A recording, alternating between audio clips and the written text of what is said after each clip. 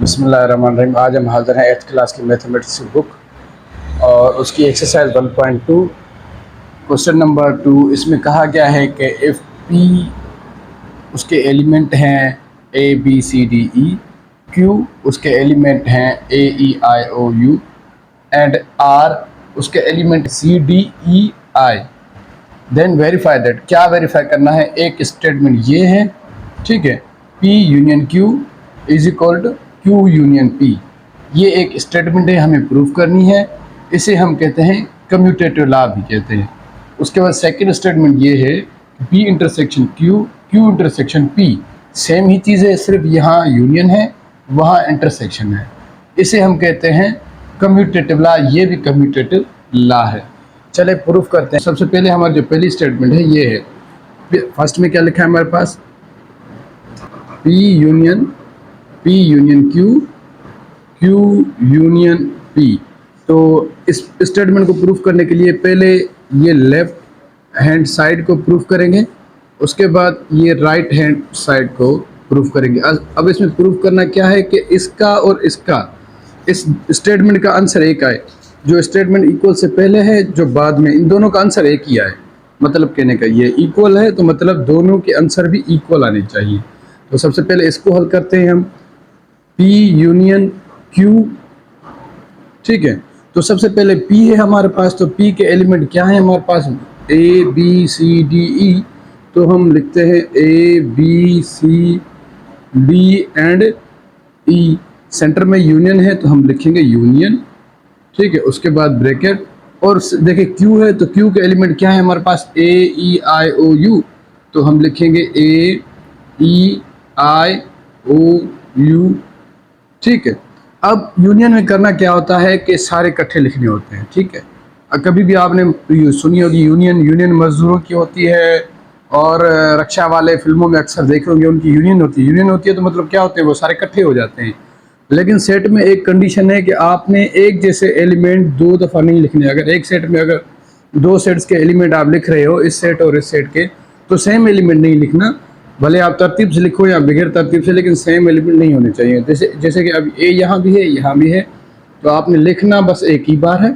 उसके बाद बी है, उसके बाद सी, उसके बाद डी। अब देखें ए यहाँ, ई यहाँ भी है, ई यहाँ भी है, तो आपने एक बार लिख देना है, डबल टाइम नहीं लिखना है, ठीक है। उसके बाद आई और ओ और यू। तो ये पी यूनियन क्यू का जो आंसर आया, ठीक है, तो क्यू यूनियन पी का भी आंसर सेम हो, ठीक है, सेम निकले, ठीक है। तो अब सेकंड ये करते हैं, हम इस साइड पे कर लेते हैं। चलो इस साइड पे कर लेते हैं, ये लेफ्ट हैंड साइड, ठीक है, ये उसका आंसर होगा लेफ्ट हैंड साइड का। अब चलते हैं right hand side. Right hand कह रही है कि क्यू यूनियन पी करो, और क्यू यूनियन पी करने से हमें ये आंसर मिल जाएगा। तो कैसे? पहले क्यू के हमने एलिमेंट लिखने होते हैं। क्यू के पहले नंबर पे क्यू है, तो क्यू के एलिमेंट क्या है? ए ई आई ओ यू, ठीक है। अब सेंटर में क्या है आपके पास? अब सेंटर में है यूनियन, तो सेंटर में यूनियन लिखें। उसके बाद देखें, ये हमने क्यू के एलिमेंट लिख लिए, सेंटर में यूनियन भी लिख ली। अब पी के एलिमेंट कौन से हैं? A B C D E. तो आपने लिख दें ए बी सी डी ई। अब यूनियन में क्या होता है, सारे इकट्ठे लिखने होते हैं, लेकिन सेम एलिमेंट नहीं। अगर सेम लिखेंगे तो आपका सेट नहीं होगा। सेट में कभी भी सेम एलिमेंट नहीं लिखे जाते, ठीक है। एक सेट में सेम एलिमेंट नहीं होते। अब दो सेट्स के हम एक सेट में एलिमेंट लिखेंगे तो सेम कभी नहीं लिखना आपने, ठीक है। A B C D E. अब देखें, ई यहाँ भी है, ई यहाँ भी है, ठीक है। तो कोशिश करें एक ही बार लिखें। ए यहाँ भी है, ठीक है ना, यहाँ भी है, तो एक ही बार लिखा हमने। और उसके बाद आई ओ यू, ये हो गई हमारी राइट हैंड साइड, ठीक है। तो हमारा लेफ्ट हैंड साइड का आंसर है A B C D E I O U. तो राइट हैंड का साइड का आंसर है A B C D E I O U. तो हमने P union Q equal Q union P का जो स्टेटमेंट था, जो स्टेटमेंट थी लेफ्ट हैंड साइड की, वो इक्वल कर दी राइट हैंड साइड के, ठीक है। तो हमारी ये प्रूफ हो गई स्टेटमेंट, ठीक है। तो हमने स्टेटमेंट प्रूफ कर दी कि क्योंकि इसका जो आंसर था, इसका आंसर था एक ही आया, ये left hand side right hand side के इक्वल है, प्रूफ हो गई। तो पहले हमने ये तो हल कर ली, स्टेटमेंट प्रूफ कर दी। अब क्या स्टेटमेंट प्रूफ करनी है, हमने ये स्टेटमेंट प्रूफ करनी है। तो क्या लिखा है हमारे पास, P intersection Q equal Q intersection P। मतलब ये इंटरसेक्शन इस साइड भी इस साइड भी इंटरसेक्शन है, इसे हम कम्यूटेटिव लॉ भी कहते हैं, ठीक है ना। कम्यूटेटिव लॉ, ये स्टेटमेंट दी गई है हमें लेकिन कम्यूटेटिव लॉ भी है ये, ठीक है। तो इसे प्रूफ करते हैं, इसका आंसर और इसका आंसर एक ही आना चाहिए। तो सबसे पहले P इंटरसेक्शन, ये लेफ्ट हैंड लेते हैं हम, P इंटरसेक्शन Q, ठीक है। P के हमारे पास जो एलिमेंट है A B C D E, A B C D E, उसके बाद हमने ब्रैकेट बंद कर दी क्योंकि ई तक एलिमेंट थे। उसके बाद सेंटर में क्या है, इंटरसेक्शन है, ठीक है। उसके बाद क्यू के कौन से एलिमेंट हैं, A E I O you, A E I O you, ठीक है। अब इंटरसेक्शन मतलब होता है कॉमन। अगर इंटरसेक्शन कहीं भी आपको कोई करने को बोले तो आप याद रखना है, कॉमन वर्ड याद रखना है। अब इन दोनों में से कॉमन कौन है, कॉमन मतलब एक जैसे। अब जो एक जैसे होंगे वही आपका आंसर होगा। देखें ए यहाँ भी है, यहाँ भी है। उसके बाद बी नहीं है, सी भी नहीं है, डी भी नहीं है, लेकिन ई है, तो ई हम लिखेंगे। तो ये रहा हमारा लेफ्ट हैंड साइड का आंसर। अब देखें जो हमारा ए ई आंसर आया है, तो क्यू इंटरसेक्शन पी करेंगे। अब ये हमने पी इंटरसेक्शन क्यू का जवाब क्या निकाला, ए ई इक्वल के इस साइड क्यू इंटरसेक्शन पी का भी ये सेम ही आंसर निकलेगा। कैसे देखते हैं अभी, क्यू इंटरसेक्शन पी। अब जबकि पहले नंबर पर क्यू है तो क्यू के एलिमेंट लिखेंगे ए ई आई ओ और यू। अब सेंटर में इंटरसेक्शन, अब इंटरसेक्शन का आपको पता है कि सेम एलिमेंट जवाब होते हैं। अब देखिए पी है, इंटरसेक्शन लिख दिया हमने, उसके बाद पी, तो पी के कौन से एलिमेंट हैं, A B C D E. अब इंटरसेक्शन मींस कॉमन, ठीक है ना, इंटरसेक्शन मींस कॉमन। अब देखिए इनमें से कॉमन कौन है, क्यू इंटरसेक्शन पी। ए देखें यहाँ भी है, यहाँ भी है, मतलब ए कॉमन है, ठीक है। ई भी कॉमन है, ठीक है। उसके बाद आई नहीं है, ओ भी नहीं है, यू भी नहीं है। तो हमने प्रूफ कर दिया कि राइट हैंड साइड और लेफ्ट हैंड साइड इक्वल है। ये स्टेटमेंट प्रूफ हो गई। P intersection Q equal Q intersection P, मतलब लेफ्ट हैंड साइड इक्वल है राइट हैंड साइड के, ठीक है। तो ये क्या स्टेटमेंट हमने प्रूव कर दी, ठीक है ना। तो मिलते हैं अगले पार्ट में। तो क्वेश्चन नंबर 2 का पार्ट नंबर 3 है हमारे पास। इसमें क्या वेरीफाई करना है हमने, P इंटरसेक्शन ब्रैकेट में Q इंटरसेक्शन R इक्वल, ठीक है, P intersection Q intersection R। ये एक एसोसिएटिव प्रॉपर्टी है। एसोसिएटिव प्रॉपर्टी कैसे लिखी जाती है, देखें जैसे कि मैं ये लिख रहा हूँ, P intersection Q intersection R और equal P intersection Q intersection R। आपकी मर्जी है, जैसे कि इसने पहले दूसरे नंबर पे 2 का ब्रैकेट दी है, जैसे कि इसको आप इसको पहले दे दें और क्या करें, इनको लास्ट में दे दें। ये भी सही है स्टेटमेंट, ये भी सही है। या फिर आप ऐसे लिख सकते हैं जैसे लिखी हुई है। इस स्टेटमेंट को बनाने के लिए P intersection Q intersection R is equal to P intersection Q intersection R। पहले ऐसे लिखें, आपकी मर्जी है, भले आप इन 2 को पहले करें, ठीक है, बाद में इन दोनों को करें। ये भी सही है, ये भी सही है, आंसर दोनों का इक्वल आएगा, ठीक है ना। जो लिखा हुआ है बुक में हमने वही फॉलो करना है, लेकिन ऐसे करें ऐसे करें आपकी मर्जी है, दोनों सही है। तो इसको मिटाते हैं, सिर्फ ये समझने के लिए मैंने आपको बताया। अभी शुरू करते हैं। पहले नंबर पे ये है लेफ्ट हैंड साइड, हमने प्रूफ करनी है इक्वल है राइट हैंड साइड के, ये स्टेटमेंट है, हमने प्रूफ करनी है।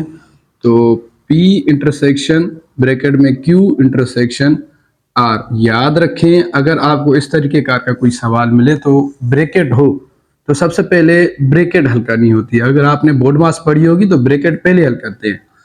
तो P intersection Q intersection R, ठीक है।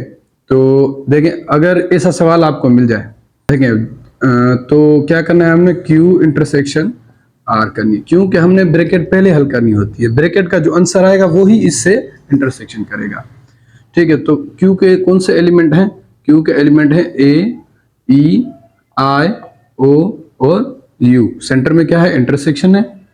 और उसके बाद आर के एलिमेंट है हमारे पास सी डी ई आई, ठीक है। तो अब क्यू इंटरसेक्शन आर का हमारे पास, मैंने आपको पहले भी बताया था कि अगर आपको कोई भी इंटरसेक्शन दिखे तो उसकी मीनिंग होती है समझो कॉमन, और जो कॉमन होंगे वही आपका आंसर होगा। अगर दो सेट्स में इंटरसेक्शन हो रही है तो आपने कॉमन देखने हैं।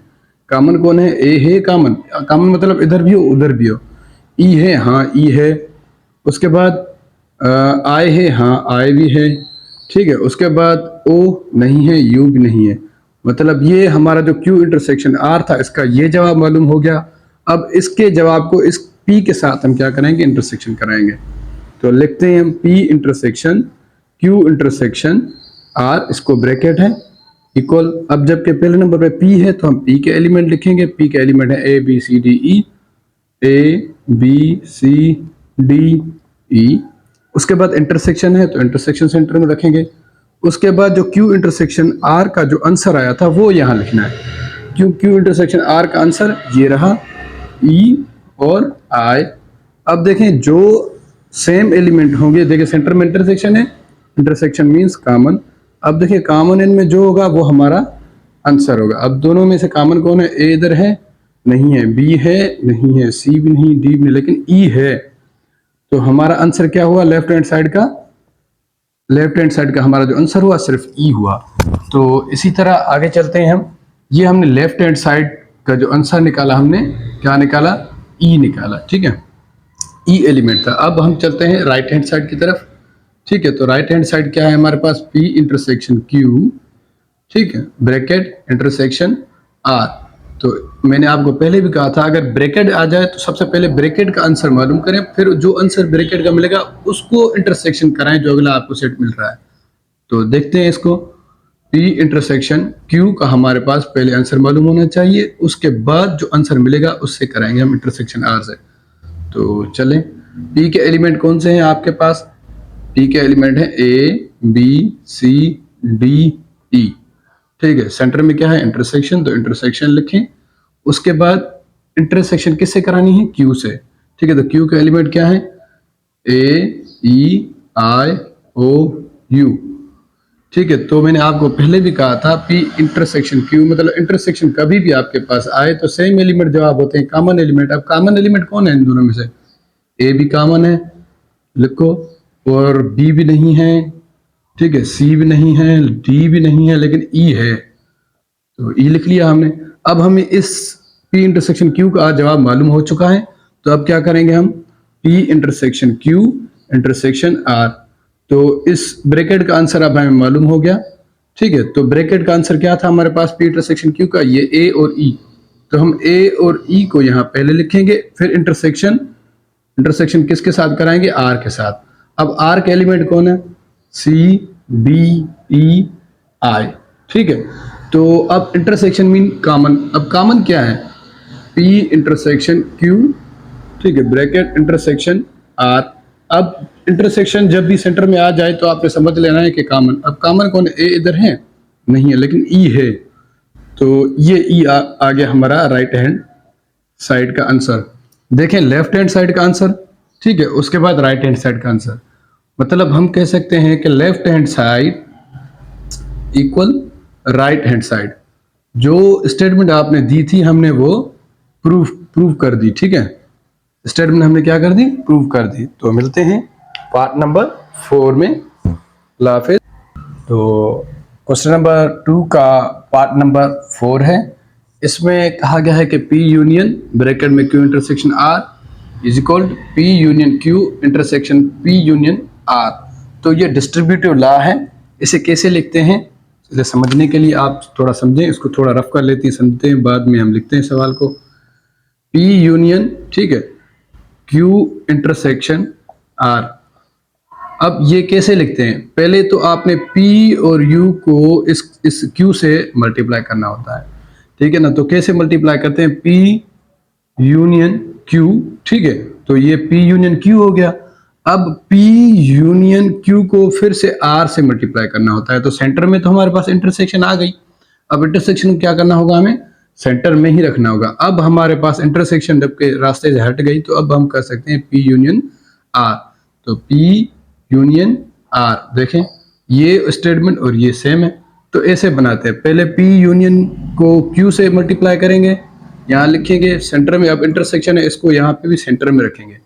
फिर P यूनियन, अब जबकि इंटरसेक्शन नहीं है तो P union R, P union R।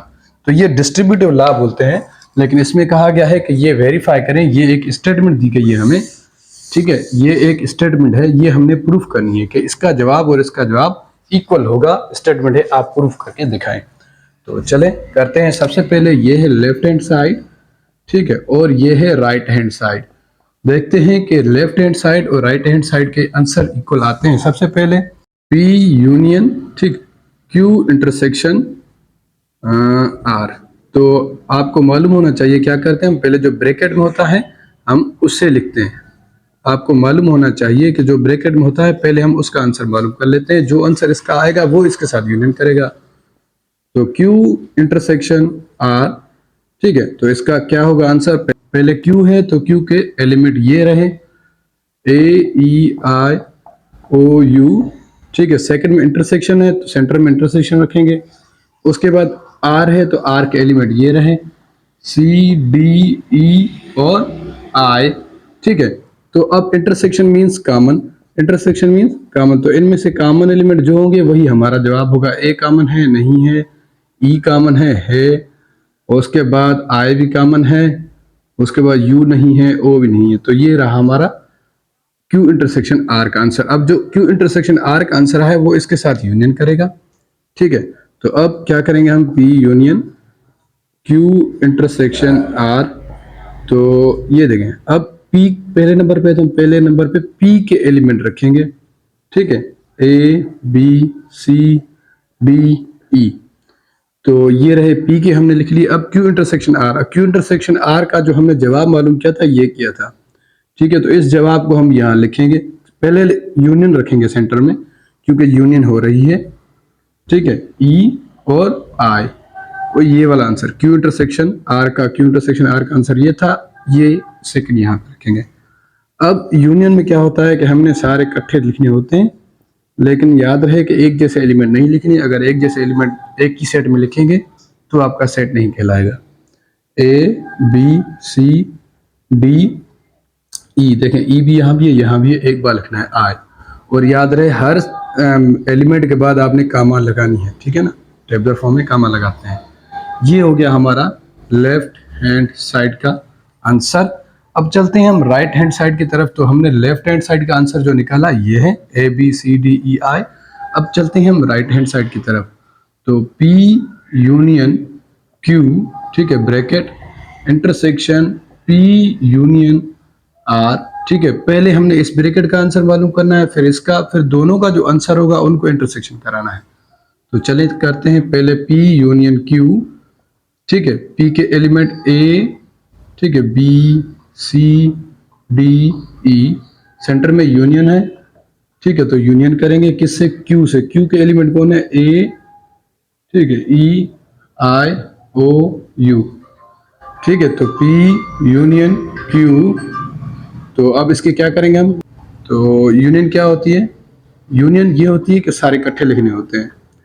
तो यूनियन करेंगे, यूनियन में सारे इकट्ठे लिखने होते हैं लेकिन सेम एलिमेंट नहीं हो। ए यहाँ भी है, ए यहाँ भी है, तो एक ही बार लिखेंगे। ई यहाँ भी है, ई यहाँ भी है, तो एक ही बार लिखेंगे। अगर दो बार यहाँ इस साइड में कहीं भी लिखेंगे तो सेट नहीं कहलाएगा, ठीक है। सी डी, उसके बाद ई आई ओ यू। अब हमने P यूनियन Q मतलब इसका आंसर मालूम कर लिया। अब इसका आंसर मालूम करेंगे, फिर उन दोनों की क्या कराएंगे हम, इंटरसेक्शन कराएंगे। अब देखते हैं P यूनियन R, ठीक है। तो जबकि पहले नंबर पे P है तो P के एलिमेंट हैं A B C D E, ठीक है। तो सेंटर में यूनियन है तो हम यूनियन करते हैं। अब देखें R के एलिमेंट क्या है, C D E I, ठीक है। तो P यूनियन R, इसके एलिमेंट P के क्या है, A, इसके एलिमेंट P के लिखेंगे पहले, ये नहीं मतलब सारे इकट्ठे लिखने हैं A B C D E, लेकिन सेम नहीं लिखने। अगर सेम यहाँ भी E भी है, यहाँ भी E है, तो कहीं भी लिखेंगे डबल दफा तो ये सेट नहीं कहलाएगा। कोई भी एलिमेंट डबल दफा नहीं लिखना है हमने। तो I, ABCDE और I, ये रहा हमारा P यूनियन R का आंसर। अब इसका भी आंसर हम मालूम हो गया, इसका भी आंसर मालूम हो गया। अब इसके और इसके आंसर को हम क्या करेंगे, इंटरसेक्शन कराएंगे। P यूनियन Q, ठीक है, तो इंटरसेक्शन P यूनियन R से देखते हैं। अब P यूनियन Q का आंसर क्या है हमारे पास, ये रहा ABCDE, ठीक है, IOU। अब सेंटर में इंटरसेक्शन है, ठीक है, तो अब क्या करेंगे हम, P यूनियन R का लिखेंगे। P यूनियन R का ये रहा आंसर, ये आंसर है ABCDE और I, ठीक है। तो P union Q intersection P union R, तो मैंने आपको सबसे पहले कहा था कि इंटरसेक्शन मींस कॉमन। अब कॉमन मतलब एक जैसे, जो यहाँ भी इस साइड में भी हो इस साइड में भी हो। कौन है वो, A B भी यहाँ है, ठीक है, B भी है और C भी है, ठीक है, उसके बाद D भी है, उसके बाद E भी है और I भी है। तो ये रहा हमारा राइट हैंड साइड का आंसर। देखिए अब लेफ्ट हैंड साइड का आंसर है ABCDEI और राइट हैंड साइड का आंसर है ABCDEI। मतलब हम कह सकते हैं left hand side equal right hand side. हमने प्रूफ कर दिया ये स्टेटमेंट ट्रुथ है और डिस्ट्रीब्यूटिव लॉ है। ठीक है, अल्लाह हाफिज, मिलते हैं अगली वीडियो में।